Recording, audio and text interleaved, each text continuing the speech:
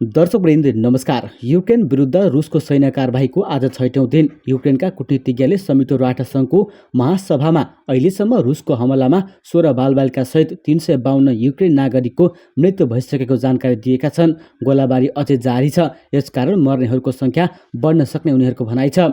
युक्रेनका राष्ट्रपतिले पछिल्ला 5 दिनमा रुसले युक्रेनमाथि 56वटा रकेट र 113वटा क्रुज मिसाइल प्रहार गरेको जानकारी दिएका छन्। रुसको कारबाहीका बीच दुई देश तनावमा कम गर्नका लागि कूटनीतिक प्रयास पनि जारी रहेको छ। गत रात दुई देशले बेलारुस युक्रेन सीमामा 6 घण्टाको कुराकानी भएको थियो, तर बैठकबाट कुनै पनि निष्कर्ष निस्कन सकेन।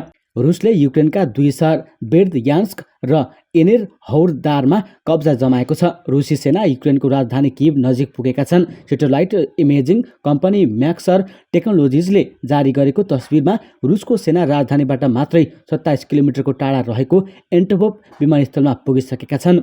अमेरिकी रक्षा विभाग पेन्टागनका अनुसार युक्रेन बोर्डरमा तैनात करिब 75% सैनिक युक्रेनमा प्रवेश गरिसकेका छन्। संयुक्त राष्ट्रसङ्घका अनुसार युद्ध सुरु भएपछि युक्रेनका 5,20,000 भन्दा बढी नागरिकले अर्को देशमा शरण लिएका छन् भने 1,60,000 नागरिक आन्तरिक विस्थापित भएका छन्। यसैबीच एउटा गोप्य रहस्य बाहिरिएको छ। पछिल्लो 24 घण्टाभित्र कियभमा रुसले निकै थोरै मात्र बढत हासिल गरेको छ। ब्रिटेनको रक्षा मन्त्रालयले गोप्य जानकारीको आधारमा यस्तो बताएको हो।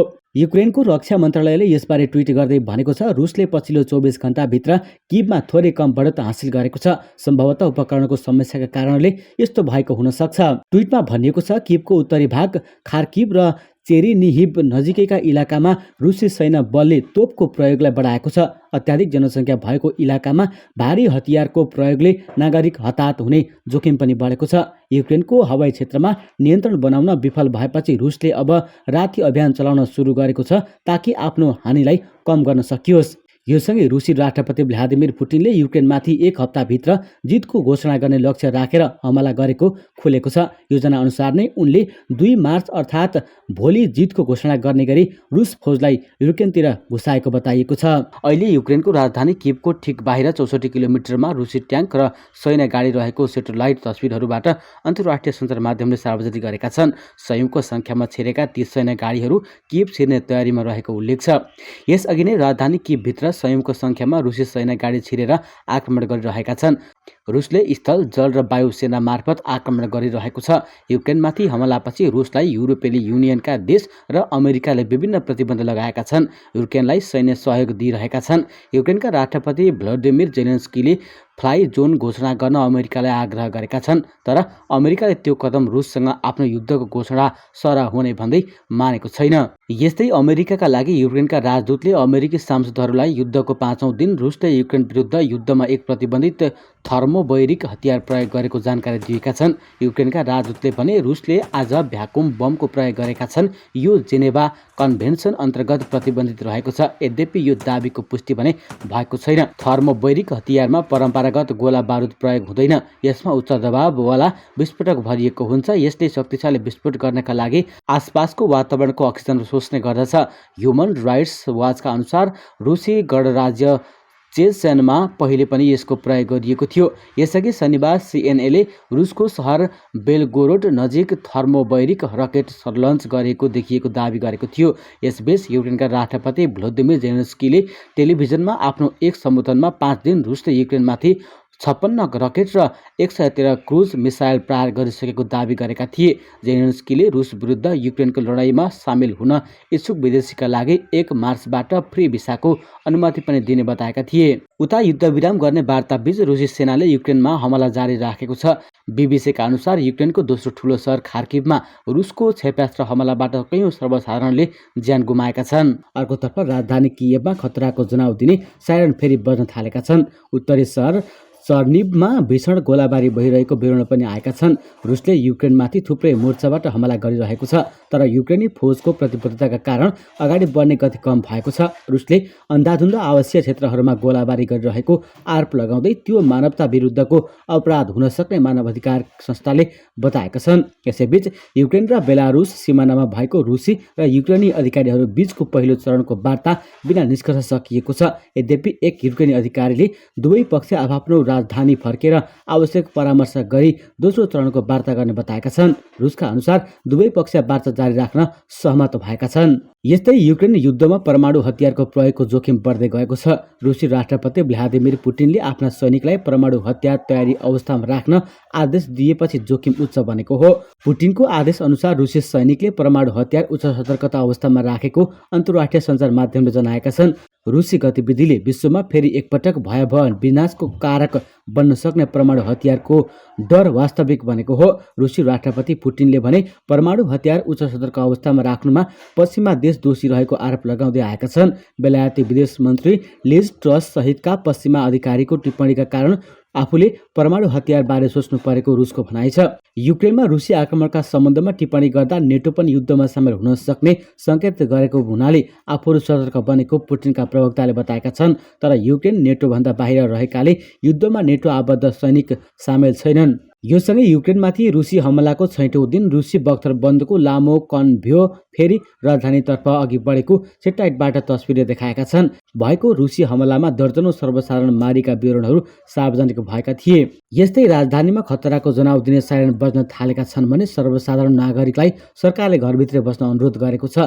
अपराध सम्बन्धी अन्तर्राष्ट्रिय अदालतका अभियोजनकर्ताले सम्भावित युद्ध अपराधबारे रुसमाथि आफूले छानबिन गर्न चाहेको समेत बताएका छन्। यस्तै युक्रेनमाथि आक्रमण गरिरहेको रुसले ठूलो मात्रामा हात हतियार सहित आफ्ना बख्तरबन्द गाडीहरू राजधानी कियवतर्फ बढाएको छ। रुसी लडाकु गाडीहरूको लामो लाइन युक्रेनको राजधानी कियवतर्फ जाँदै गरेको सेटेलाइट तस्बिरमा देखिएको हो। सेटेलाइट तस्बिर लिने कम्पनी म्याक्सर टेक्नोलोजीका अनुसार रुसी बख्तरबन्द गाडीको लाइन 40 माइल अर्थात् 64 किलोमिटर भन्दा बढी लामो रहेको छ। यसअघि हात हतियारले सजिएका रुसी लडाकु सवारीको लाइन 17 माइल अर्थात् 27 किलोमिटर लामो भनिएको थियो। यस्तै रुसले आफ्नो स्थल सैनिक र लडाकु हेलिकप्टर बेलारुसको दक्षिणी क्षेत्रमा तैनात गरेको पनि नयाँ तस्बिरमा देखिएको छ। सो स्थान युक्रेनसँगको सीमाभन्दा मात्रै 20 माइल 32 किलोमिटरको दूरीमा पर्छ। युक्रेनमा रुसी आक्रमण विगत 5 दिनदेखि जारी छ। गएको बिहिबारदेखि रुसले बिना उक्साहट युक्रेनमाथि युद्ध सुरु गरेको हो। युक्रेनी सैनिक तथा स्वयंसेवी लडाकुले रुसी सैनिकलाई प्रमुख शहरमा रोक्ने प्रयास गरिरहेका छन्। उनीहरूलाई स्थानीय बासिन्दाले साथ दिइरहेका छन्। तर स्थल तथा हवाईसँगै मिसाइल आक्रमण गरिरहेको रुस अघि बढ्ने क्रममा छ। यस्तै रुसी आक्रमणको निशानामा सर्वसाधारण नागरिक आएको र रुसले युद्ध अपराध गरिरहेको युक्रेनी अधिकारीले बताएका छन्। रुसले गरेको आक्रमणमा युक्रेनी सहर खार्किभमा कम्तीमा 9 जना सर्वसाधारणको मृत्यु भएको स्थानीय अधिकारीले बताएका छन्। युक्रेनलाई अमेरिका सहितका पश्चिमा देशले हात हतियार सहितका सैन्य सामग्रीका लागि सहयोग गरिरहेका छन्। यस्तै उनीहरूले रुसमाथि आर्थिक सहितका प्रतिबन्ध लगाएर दबाव पनि दिन आक्रमण गरिरहेका छन्। युद्ध जारी रहँदा सोमबार बेलारुसमा युक्रेन र रुसका प्रतिनिधिबीच वार्ता समेत भयो। 5 घण्टासम्म भएको वार्तामा कुनै पनि सहमति जुट्न सकेन। तर वार्ता बस्ने सहमति फेरि भएको छ। युक्रेनले बिना शर्त रुसी सैनिक फिर्ता गर्नुपर्ने अडान लिएको छ। यसैबीच रुस विरुद्धको युद्धमा युक्रेनलाई साथ दिन अन्तर्राष्ट्रिय स्वयंसेवी जान थालेका छन्। युक्रेन सरकारले विदेशीका लागि विशेष व्यवस्थासहित युद्धमा सहयोगका लागि आग्रह गरेको थियो। त्यस अन्तर्गत मार्च 1 देखि बिना भिसा यात्राको व्यवस्था गरिएको युक्रेनले जनाएको छ। यस्तै युक्रेनले युरोपको सबैभन्दा ठूलो आणविक केन्द्र जापोरिजिया नियन्त्रणमा लिएको भनेर रुसले गरेको दाबीलाई अस्वीकार गरेको छ। रुसले आफ्नो सेनाले यो प्लान्ट कब्जा गरेको दाबी गरिरहेको छ। युक्रेनको सबैभन्दा ठूलो राज्यमा सञ्चालित आणविक कम्पनी एनेजो आटोमले इन्टरफ्याक्ट समाचार एजेन्सीलाई भन्यो रुसको दाबी एकदमै गलत हो, झुटो हो। यसअघि सोमबार नै रुसले आफ्नो सेनाले स्टेसन कब्जा गरेको र यसको काम राम्रोसँग सञ्चालन भइरहेको दाबी गरेको थियो। रुसी रक्षा मन्त्रालयका मेजर जनरल इगोर कोनासेन्कोभले एक विज्ञप्तिमा दाबी गरेका छन् रुसी सेनाले जापोरिजिया आणविक ऊर्जा केन्द्रको सुरक्षा गरिरहेको छ र यो पूर्ण रूपमा उनीहरूको नियन्त्रणमा छ। उता रुसले आफ्नो देशमा आक्रमण गरेपछि भएको सङ्घर्षमा 5000 भन्दा बढी सैनिकको ज्यान गएको युक्रेनले दाबी गरेको छ। युक्रेनको रक्षा मन्त्रालयले रुसले आक्रमण गरेपछि भएको सङ्घर्षमा सुरुका 4 दिनमा 5000 भन्दा धेरै रुसी सैनिकको मृत्यु भएको दाबी गरेको हो। करिब 5300 सैनिकको ज्यान गएको तथा 191 वटा रुसी ट्याङ्क, 29 वटा हेलिकप्टर, 29 वटा लडाकु विमान र सैनिकहरू बोक्ने 816 वटा सवारी नष्ट पारिदिएको दाबी युक्रेनले विज्ञप्ति मार्फत गरेको छ। तर यसको स्वतन्त्र पुष्टि गर्न नसकिएको बीबीसीले उल्लेख गरेको छ। तर बेलायतको रक्षा मन्त्रालयका अनुसार द्वन्द्वको प्रारम्भिक चरणमा रुस तर्फ ठूलो सैन्य क्षति भएको बताइएको छ। रुसी रक्षा मन्त्रालयले आफ्नो पक्षमा पनि क्षति भएको स्वीकारोक्ति गरेको भोलिपल्ट युक्रेनले यस्तो दाबी गरेको हो। तर रुसले आफूतिर भएको मानवीय क्षतिको कुनै पनि विवरण दिएको छैन। संयुक्त राष्ट्र संघीय पर्यवेक्षकहरूले युक्रेनमा भएका सङ्घर्षहरूमा कम्तीमा पनि 94 जना गैर सैनिक नागरिकको मृत्यु भएको बताएका छन्। यसैबीच रुसको रक्षा मन्त्रालयले सोमबार बिहानसम्म युक्रेनको आकाशभरि रुसको वायुसेनाको कब्जा भएको दाबी गरेको छ।